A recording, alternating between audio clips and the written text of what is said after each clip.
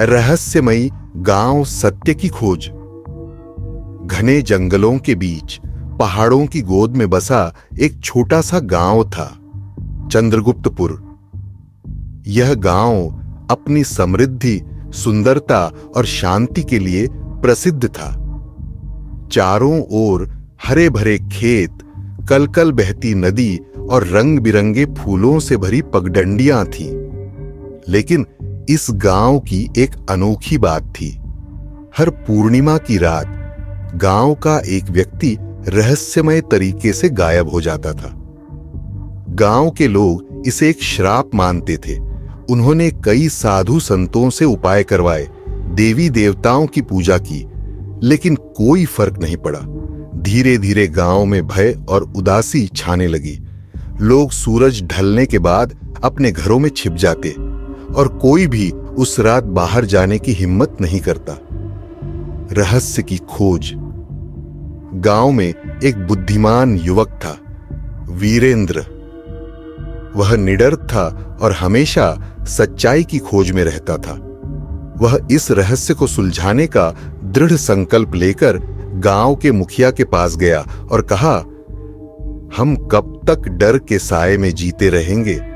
हमें इस रहस्य की जड़ तक जाना होगा।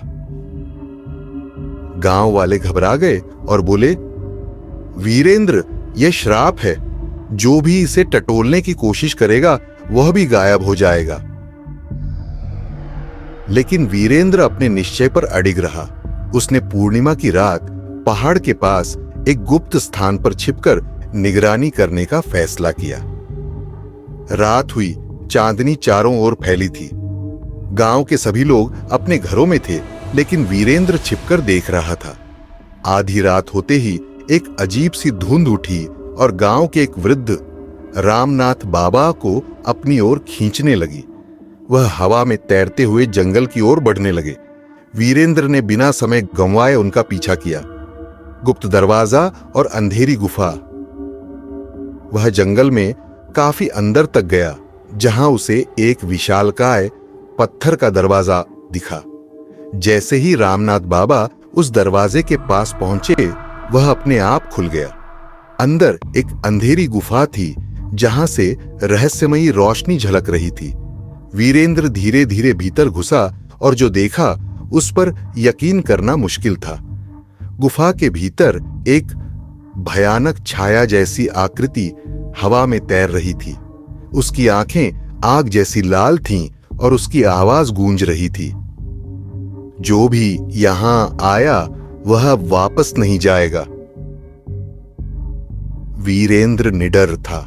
उसने चारों ओर देखा और पाया कि वहां पुराने समय का एक तांत्रिक ग्रंथ रखा था। उसे समझ में आ गया कि यह गुफा किसी प्राचीन तांत्रिक की थी, जिसने एक शापित आत्मा को यहां बांध दिया था। सच्चाई का खुलासा। वीरेंद्र ने ग्रंथ को पढ़ा और जाना कि यह आत्मा कभी गांव का ही एक व्यक्ति था, राजा विक्रम सिंह। 100 साल पहले वह इस गांव का राजा था। वह एक न्यायप्रिय और शक्तिशाली शासक था, लेकिन उसकी एक कमजोरी थी, अहंकार। उसने अपनी शक्ति के घमंड में आकर एक साधु का अपमान किया, जिसने उसे श्राप दे दिया। तुम मृत्यु के बाद भी इस जंगल में भटकते रहोगे और हर पूर्णिमा की रात एक गांव वाले को अपने साथ ले जाओगे। वीरेंद्र ने तुरंत मंत्रों का उच्चारण किया और उस आत्मा को मुक्ति दिलाई। अचानक वह छाया रोशनी में बदल गई और एक तेज प्रकाश के साथ विलीन हो गई। गांव के लोगों ने देखा कि वीरेंद्र रामनाथ बाबा को सही सलामत लेकर वापस आ रहा है। सभी खुशी से झूम उठे। वीरेंद्र ने गांव वालों को सच्चाई बताई और उन्होंने उस साधु की याद में गांव के बाहर एक मंदिर बना दिया। मोरल, नैतिक शिक्षा। अंधविश्वास से अधिक जरूरी है सत्य की खोज। 2. हिम्मत और बुद्धिमानी से कोई भी रहस्य सुलझाया जा सकता है। 3. अहंकार इंसान को विनाश की ओर ले जाता है, जबकि विनम्रता उसे अमर बना देती है। उस दिन के बाद गांव में फिर कभी कोई नहीं गायब हुआ। चंद्रगुप्तपुर फिर से अपने पुराने दिनों की तरह शांत और खुशहाल हो गया।